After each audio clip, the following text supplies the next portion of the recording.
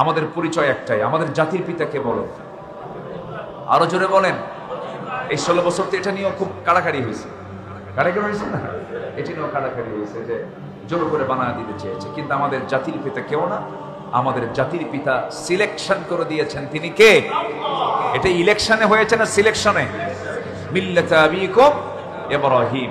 আমরা আমাদের পিতা, আমাদের নেতা সবকিছু সিলেক্টেড। আমাদের নেতা একজন, মুহাম্মদ সাল্লাল্লাহু আলাইহি ওয়াসাল্লাম। আমাদের দল একটা, ইসলাম। আমরা মুসলিম, যে ইসলাম মানবে সে মুসলিম।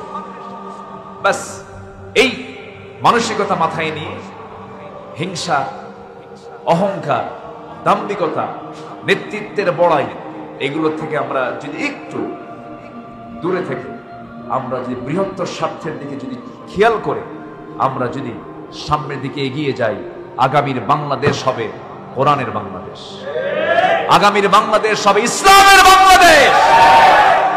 সেই চিত্র চিত্রায়িত করার জন্য আমাকে আপনাকে সচেতন থাকতে হবে, উন্নত চরিত্র অর্জন করতে হবে, নিজের ভিতরে সেই গুণগুলো হাসিল করতে হবে। আমরা তো চলেই যাব, আমাদের জীবনের শেষ অঙ্ক হলো, আমাদের জীবনের শেষ অঙ্ক হচ্ছে মৃত্যু। বলেন, আমাদের জীবনের শেষ অঙ্ক কি? বলেন, মৃত্যু। আমরা বিভিন্ন অঙ্ক করি না? ব্যবসার অঙ্ক করি, তারপরে বিভিন্ন পরিকল্পনার অঙ্ক সুন্দর করে আঁকাই, সাজাই, এই হবে, এই বছর এই হবে।